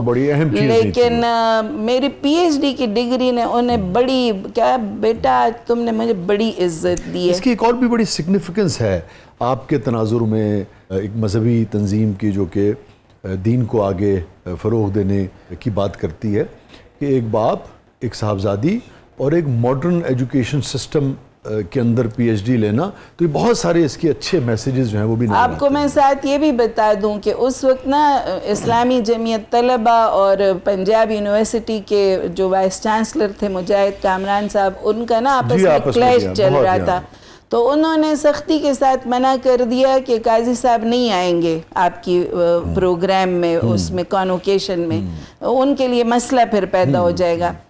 تو میرے والد نے کہا کہ میں قاضی حسین احمد بن کے تو نہیں آؤں گا, لیکن آج میں ایک پیرنٹ کی حیثیت سے میرا حق ہے, میری زندگی کا سب سے خوبصورت لمحہ ہے, اور میں تو ضرور جاؤں گا. اور انہوں نے میرے دونوں بچوں کو بھی تیار کیا اور آ کے تو پیچھے بیٹھ گئے عام ہال میں ایز اے پیرنٹ. ان کو پھر جب مجاہد کامران صاحب نے ہال میں پیچھے بیٹھے دیکھا, پھر انہوں نے بڑی عزت کے ساتھ ان کو آگے بلایا اور آگے بٹھایا, اور تو جان نے کہا میں تو ضرور جاؤں گا. تو اس لیے یہ ہیپی مومنٹس مجھے بہت یاد ہیں. ماشاءاللہ. یہ جو جمعیت کے حوالے سے جو تاثر رہا, مختلف طرح کے تاثرات رہے, آپ اس کو کیسے دیکھتی ہیں, اور اس نے کیا فائدہ پہنچایا, نقصان پہنچایا؟ یہ تاثر ہونا چاہیے تھا, تاثر درست ہے, آپ کیسے دیکھتی ہیں سارے منظرنامے؟ میں چونکہ جمعیت کی بیٹی سے لے کر جمعیت کی امی تک کا سفر کیا, آج جو بچے ہیں وہ سب میرے بچوں کے برابر ہیں, مجھے کہتے بھی امی ہیں. کیریکٹر بلڈنگ میں جتنا کنٹریبیوشن جمعیت نے کیا ہے, کچھ کام نوجوان ہیں ان سے ہوئے ہوں گے, لیکن ان کو جتنی بری طرح سے پیش کیا جاتا رہا, میں سمجھتی ہوں میری اولاد ہے تو میں ان کو ڈیفینڈ بھی کروں گی, اور بچوں سے کبھی غلطی بھی ہو جاتی ہے تو ماں کی طرح میں تو ان کی غلطیوں کو نہیں یاد کروں گی, لیکن جمعیت نے اس پاکستان کو بہت زیادہ کچھ دیا. مگر بہن دیکھیے, جب مخلوط تعلیم ہے, آپ بھی جب پڑھ رہی ہوں گی, اس میں کچھ مرد طلباء بھی ہوں گے, اور پنجاب یونیورسٹی کے مختلف ڈپارٹمنٹ میں ایک طرف سارے ہاسٹلز ہیں, ایک طرف سارے ڈپارٹمنٹ, اگر یہاں ہی کو لے لیں, تو آپ سمجھتی ہیں کہ جب آپ کسی بھی جماعت کی رکنیت اختیار کر لیتے ہیں تو اس کے ہر فرد کو یہ اختیار مل جاتا ہے کہ کہیں بھی بچے نہیں جی, پولیسنگ نہیں کرنی چاہیے, اور میرا خیال ہے وہ اتنی ہوئی نہیں جتنی کی مشہور کر دی گئی. آپ یہ کہہ رہی ہیں کہ کرنی نہیں چاہیے, ایک بات ہو گئی, اور آپ کہتی ہیں پولیسنگ نہیں کرنی چاہیے. جی بالکل, اور کرتے بھی نہیں ہیں, اب کرتے بھی نہیں ہیں. جی وہ ایک زمانہ تھا, آپ نے کہہ دیا وہ ماننا نہ ماننا لوگوں پہ ہے سمیہ میں. ظاہر ہے وہ تو ساری چیزیں کوئی مانے گا کوئی نہیں مانے گا. کالج میں تھے, ہم نے تو ہیلینز نائٹ بھی کر لی تھی جی, ہم نے. یہ الگ بات ہے کہ ہمیں پلے میں اجازت نہیں تھی, سارے کے سارے لڑکے جو تھے وہی پلے کر سکے تھے. صحیح, بالکل صحیح. تو بہرحال ہم نے تو مشاعرہ بھی کروا لیا تھا ہم نے. مشاعرہ تو ان کی اس کا ایک لازمی حصہ ہے. آپ دیکھیے ایک چیز, میں اس سے قطع نظر کس قدر وہ تاریخی ایونٹ بن گیا تھا ہمارا جو پنجاب یونیورسٹی کا کتب ملا ہوا کرتا تھا, اور مجھے افسوس ہوتا ہے کہ آج وہ, میں یہ نہیں کہہ رہا کس کا قصور ہے کس کا قصور نہیں ہے, مگر وہ اس سیاست اور اختلاف کی نظر ہو گیا. جی وہ ان کے لیے زیادتی, ان کے اوپر زیادتی کی گئی نا, کہ جو ایک چیز میں نے شروع کی ہے, ٹھیک ہے, تو آپ مجھے کیسے اس سے منع کر سکتے ہیں کہ ایک چیز میرے ایک سگنیچر بن گیا ہے, اور آپ جمعیت سے وہ کہتے ہیں کہ بس آپ کتب میلہ بھی نہیں کریں گے. تو یہ تو آپ خود ہی نوجوانوں کو دوسری طرف دھکیلتے ہیں نا. اس لیے جو بھی ارباب اختیار ہیں, میں آپ کے پروگرام کے توسط سے انہیں کہنا چاہوں گی کہ بچوں کو اچھی ایکٹیویٹیز کرنے دیں تاکہ وہ ایکسٹریمزم کی طرف بھی نہ جائیں اور جو پرتشدد رویہ ہے اس کی طرف بھی نہ جائیں. بڑی اہم بات ہے, اس کا کوئی نہ کوئی حل بیچ کا نکالنا چاہیے, آج بھی نکالنا چاہیے. کیونکہ سمیہ بہن, ایک کوریڈور سے جب میں انٹر ہوتا تھا, جب اس وقت میں یہ شاعر کی حیثیت سے, تو مجھے سارے جمعیت کے دوست بلاتے تھے, 30 منٹ لگتے تھے اس دائش تک پہنچنے میں. بالکل. ایک اور جو ہم اس وقت بات کر رہے ہیں, جو جمعیت کی ایگزیکٹ فکر ہے, اس سے تھوڑا سا ہٹ کے بچے بچیاں ہر سٹال پہ درجنوں وہاں کھڑے ہوتے تھے, ہر طرح کی کتابیں, اور ہر طرح کی کتاب, ہر طرح کی سوشلزم پہ بھی ہے, مارکس پہ بھی ہے, کمیونزم پہ بھی ہے. تو اس کا راستہ نکالنا چاہیے تھا کوئی, اور آج بھی نکالنا چاہیے. اور میں چونکہ اس سے وابستہ رہا ہوں, پبلشنگ کا وہ ہے, پیسے کی اہمیت نہیں میرے نزدیک, مگر بلا مبالغہ لاکھوں کے قریب کتابیں فروخت ہوتی تھی, اور ہر طرح کی کتابیں, جو آپ بات کر رہی ہیں نا, ہر طرح کی کتابیں فروخت ہوتی تھی. ہم جب جاتے تھے, بچیاں سارا دن شعر و شاعری, ناول, سارے ایک ہفتے تہذیب کے اندر, مگر محبت پہ, پیار پہ, احترام کے ساتھ جو وہ ہے. یہ فرمائیے بہن, بیٹر مومنٹ آپ کی زندگی میں کوئی بھی؟ جب میرے شوہر کی ڈیتھ ہوئی تھی اچانک ہی ہارٹ اٹیک سے, تو وہ نا, وہ کہتے ہیں کہ سیمنٹ کی طرح نا چپک گیا ہے وہ لمحہ دماغ میں, اور یعنی وہ بالکل ہی جیسے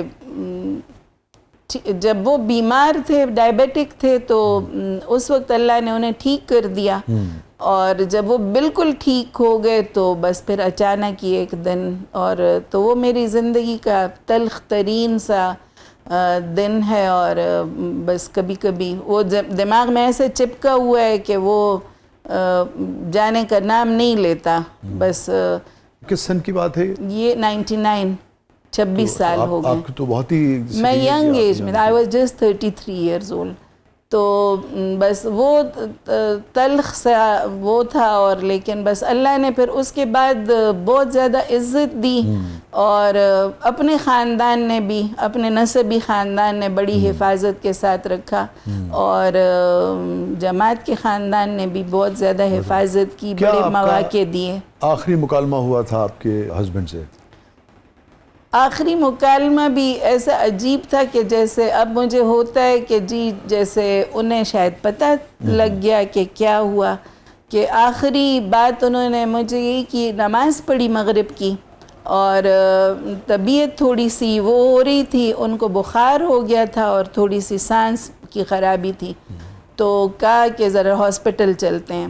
تو اس سے پہلے بڑی لمبی نماز پڑھی اور غسل بھی کیا، تو وہ بھی اتنا لمبا، اور بس وہ بیٹی نے ایسے ہی کہہ دیا کہ ابو آپ کی داڑھی کا ایک بال ادھر جا رہے، 7 سال کی تھی چھوٹی سی، تو وہ جا کے تو حجامت انہوں نے بڑی اچھی اپنی داڑھی واڑی ساری بڑی بال بھی کٹوا کے، اور بڑا جیسے بندہ بہت ہی تیاری کے ساتھ جاتا ہے۔ اور میں نے ان کو نئے کپڑے نکال کے دیے ہاسپٹل جاتے ہوئے، آئے ہوئے تھے 2-3 دن پہلے سل کے، تو میں نے وہ ان کو نکال کے دیے۔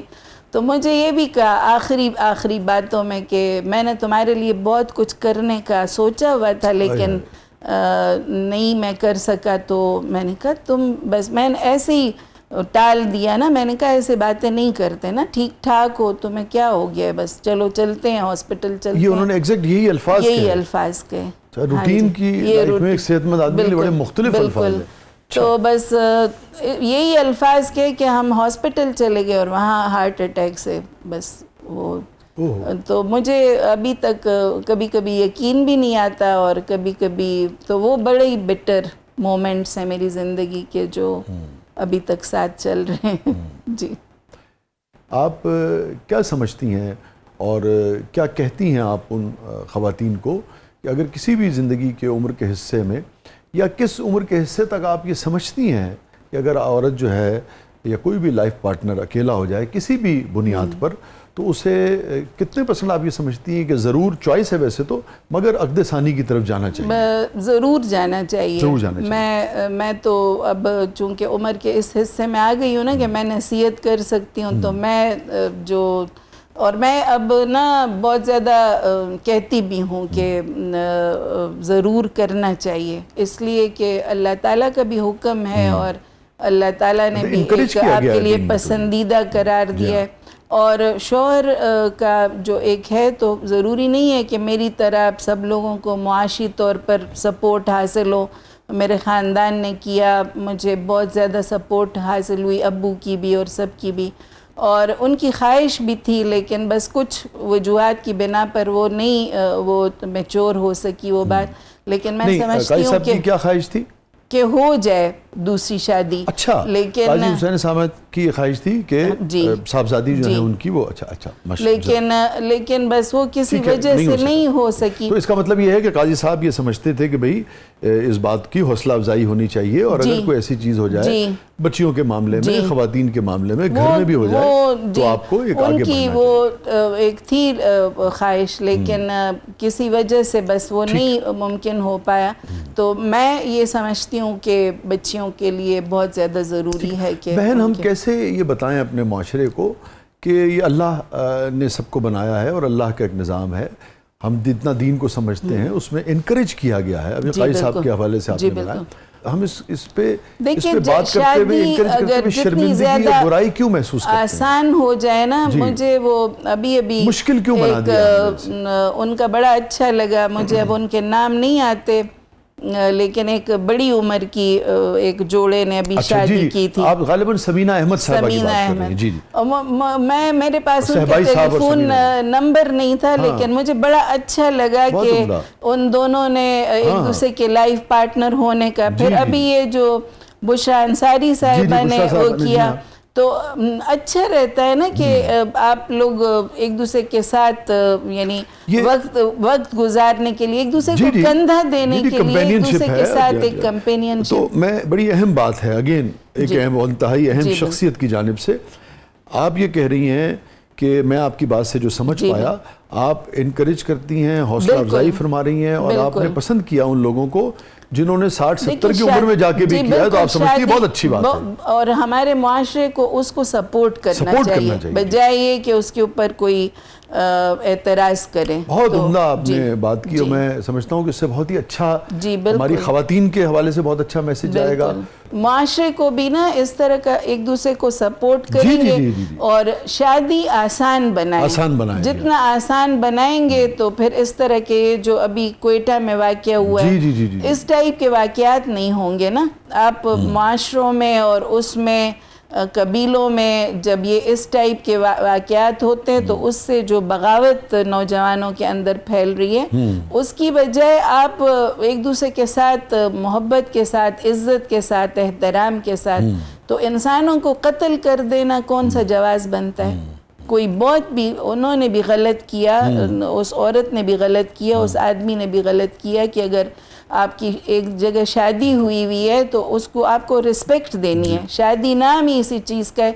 ابھی ایک امریکہ میں یا کدھر ایک CEO کے خلاف اس طرح سے ہوا کہ وہ کانسرٹ میں ایک مومنٹ ان کی اور دیکھیں ان کی معاشرے میں بھی, حالانکہ یہ کوئی بری بات نہیں ہے, لیکن انہوں نے چونکہ دونوں شادی شدہ تھے, انہوں نے اس شادی کے جب آپ ایک رشتے میں ہیں تو پھر اس کانٹریکٹ کو جب آپ لے اس کو اوبے کرنا, اور اس معاشرتی روایات کو, دینی روایات کو, جو ایکسٹرا میریٹل افیئرز ہیں, اس سے خاندان اور معاشرہ برباد ہوتا ہے. تو یہ جانوروں کا معاشرہ, تو انہوں نے بھی غلط کیا, لیکن قتل کرنے کا یہ جو جواز ہے کہ آپ ایک زندہ انسانوں کو اس طرح سے بغیر کسی عدالت لگائے, یہ انسانوں کا کام تو نہیں ہے نا. میرا اور آپ کا کام تھوڑی ہے کہ آپ پستول لے کر تو مارنے لگے. ہمارا کام نہیں ہے. بالکل, وہ عدالتیں دیکھیں نا, عدالتیں دیکھیں اور فیصلہ کریں, اور پھر اسے گلیمرائز کریں کہ جی اس قتل کو بھی گلیمرائز کریں. یہ بالکل ناقابل آپ دونوں چیزوں کی مذمت کرتی ہیں, اور اس کے اندر یہ بھی کہ ان کو بھی یہ نہیں کرنا چاہیے تھا, مگر اس کا بالکل یہ مطلب نہیں کسی کو قتل کر دیں. قانون کو آپ ہاتھ میں نہیں لے سکتے. قتل کی اجازت آپ کو نہیں ہے. کیونکہ آپ دیکھیے بہن, ہم تو طالب علم ہیں, آپ تو بہت اس کو بہتر سمجھتی ہیں. بس کسی بھی نوعیت کی چیز جب آپ ریاست کا اختیار اپنے ہاتھ میں لیتے ہیں تو دین کے نزدیک وہ فساد ہے, وہ فساد کسی بھی نوعیت کا نا. تو آپ کو ریاست کے پاس جانا ہے, آپ کو نہیں. دیکھیں وہ ایک لیان کا قانون اس لیے بنا کہ اس کو بھی یہ کہا کہ مارنا نہیں ہے, تم نے الگ ہو جانا, لیکن مارنے کا قانون نہیں ہے کہ تم. وہ ایک صحابی نے کہا یا رسول اللہ صلی اللہ علیہ وسلم, میں تو اگر دیکھوں گا اس طرح تو میں تو اس کو چھوڑوں گا نہیں, میں تو دونوں کو قتل کر دوں گا. اللہ نے اور اللہ کے رسول نے جو سورہ نور میں پھر قانون وہ دیے, وہ قتل کا نہیں ہے, وہ الگ ہونے کا ہے. آپ کو کوئی جواز نہیں ہے کہ آپ اس کو قتل کر دیں. محترمہ ڈاکٹر سمیحہ راحیل قاضی صاحبہ کی زندگی کا سب سے غمگین لمحہ جو یہ فلسطین کے واقعات ہو رہے ہیں نا 2 سالوں سے, اور جو سب سے زیادہ مجھے جو پنچ کرتی ہے نا, وہ یہ کہ میرے 6 بچے ہیں نا, گرینڈ چلڈرن ہیں, 3 پوتیاں اور 2 نواسے 1 نواسی, اور ان کی طرح ہی سارے بچے ہیں. اور وہ کبھی دادی لے کے بیٹھی ہوتی ہے, کبھی ماں لے کے بیٹھی ہوتی ہے, اور مجھے لگتا ہے میں پھر وہ دونوں کو کہتی ہوں کہ ذرا وہ بچوں کو لے آؤ. میں باقاعدہ ان کے ساتھ روتی ہوں. اور جو آج کل بھوک کا وہ ہے کہ وہ غزہ کے اوپر ایک پوری یعنی بھوک سے وہ بچے ڈھانچے بن گئے ہیں. اس کو جنگی ہتھیار کے طور پہ استعمال کیا گیا. میں بہت زیادہ روتی ہوں دیکھیں بہن, اس میں زہر ملا کے دیا گیا, اور وہ آپ اپنے بچوں کو کھانا دے رہے ہوتے ہیں اور یکایک میں بس آج کل اس سے بہت زیادہ پریشان بھی ہوں. وہ گر تو می بینی حسابم ناگزیر از نگاہ مصطفیٰ پنہا بیر, وہی ہماری حالت. بس بہت زیادہ مجھے اس بات کا وہ ہوتا ہے کہ ہم حضور نبی کریم صلی اللہ علیہ وسلم کو کیا منہ دکھائیں گے, اور وہ جو بچے کہہ رہے ہیں کہ ہم نہ جا کے حضور صلی اللہ علیہ وسلم سے شکایت کریں گے. اللہ اکبر. یہ فرمائیے کہ جو فیمنزم کی تحریک ہے اور اس کے جو ماننے والے ہیں پاکستان میں بھی پائے جاتے ہیں, اور اس حوالے سے خواتین کی آزادی کے حوالے سے, حقوق کے حوالے سے, خاص طور پہ 8 مارچ کو جو تقریبات کی جاتی ہیں اور وہ جو پوری فکر ہے, میں صرف آپ سے اس وقت یہ جاننا چاہوں گا کہ اس پوری فکر کے اندر تنقید تو آپ جس چیزوں پہ اختلاف ہے اس پر ہم کسی وقت بات کریں گے, کون سی ایسی چیزیں ہیں اس تحریک کے اندر جو آپ سمجھتی ہیں کہ ہاں یہ درست ہے, اس پہ عمل ہونا چاہیے؟ دیکھیں تعلیم ہے, صحت ہے, انصاف ہے, اور وہ حقوق جو اسلام دیتا ہے, وراثت ہے, کفالت ہے, اور یہ جو ابھی میں آپ کو بتا رہی تھی کہ میڈیا میں اس کا استحصال ہے, تو اب اس پہ یہ الگ لائن ہے, اس پہ ان کی رائے مختلف ہے. نہیں بالکل ہماری طرح. آپ کبھی وہ لباس کے اوپر اعتراض کریں گے اور وہ لیکن وہ اسے ایکسپلائٹیشن سمجھتے ہیں, آپ کبھی لے کے آئے نا, ٹھیک ہے, آپ یہ سمجھتی ہیں کہ لباس پہ اعتراض ہے, لیکن اگر فرض کر لیجیے حجاب نہیں ہے مگر ایک وہ میڈیا میں اشتہار پر ان کو بڑا اعتراض ہے. آپ کسی سے بھی پوچھ لیں کہ اشتہاروں میں, موٹر سائیکل کے اشتہار میں اور بلیڈ کے اشتہار میں عورت کو بے حجاب اور بے لباس دکھانا کون سا ہے؟ لیکن اگر وہ بے حجاب اور بے لباس نہیں ہے یا مختصر لباس میں نہیں ہے اور اپنی مرضی سے اور خوشی سے اگر وہ کسی اشتہار کا حصہ ہے, بل بورڈ پہ ہے, اس پہ آپ کی کیا رائے ہے؟ نہیں دیکھیں, اس کے اوپر میری یہی رائے ہے کہ آپ نا اس کو اشتہار بازی کا ذریعہ نہ بنائیں. عورت کو, عورت کا جو وقار ہے, عورت کا جو احترام ہے, وہ بھلے وہ کیوں خود گڑے میں اگر وہ گرے گی تو اس کو گڑے سے بچانا بھی میرا اور آپ کا معاشرے کا فرض ہے. اس کو اشتہار کا ذریعہ نہیں بنانا چاہیے. اگر وہ بورڈ پہ خوشی سے بھی ہے تو آپ سمجھتی ہیں وہ گڑا ہے, وہ گڑا ہے. تھینک یو سو مچ سمیحہ بہن, بہت بہت شکریہ, آپ نے وقت نکالا, آپ تشریف لائیں, بہت ہی اچھا لگا. بہت شکریہ. وہ کہتے ہیں ہم مائیں, ہم بہنیں, ہم بیٹیاں, قوموں کی عزت ہم سے ہے. تو بس ہماری جتنا بھی لوگ عزت کریں اور احترام کریں تو معاشرہ اتنا ہی ترقی کرے گا. اور آخر میں ایک مقولہ ہے عربی کا, مجھے بڑا اچھا لگتا ہے, النساء عماد البلاد, عورت تہذیبوں کی عمارت کا ستون ہے. اس ستون کو جتنا بھی مضبوط کریں, اس کو جتنا تعلیم یافتہ کریں, اس کو جتنا صحت مند کریں, اتنا ہی ہماری انشاءاللہ تہذیب ترقی کرے گی انشاءاللہ. بہت بہت شکریہ, بہت بہت شکریہ. ناظرین, یہ تھا آج کا زبردست. اپنے فیڈ بیک سے ہمیں آگاہ کیجیے گا. اگین ہو سکتا ہے بہت سارے لوگوں کو ڈاکٹر صاحبہ کی بہت ساری باتوں سے اختلاف ہو, بہت سارے لوگوں کو اتفاق ہوگا. مقصد یہ ہوتا ہے گفتگو کا, مکالمے کا. جو بھی لوگ مختلف رائے رکھتے ہیں, جو بھی معاشرے کے طرز زندگی کے حوالے سے جو رائے رکھتے ہیں, وہ ہمارے سامنے آنے چاہیے, اور اس پر جو اختلافی رائے ہے وہ بھی سامنے آنی چاہیے. آپ نے دیکھا ہوگا ہم نے اسلامی جمعیت طلبہ سے لے کے ہر موضوع پر اپنی بہن سے, ڈاکٹر صاحبہ سے ہم نے بات کی. اپنے فیڈ بیک سے ہمیں آگاہ کیجیے گا. اجازت دیجیے, اللہ حافظ.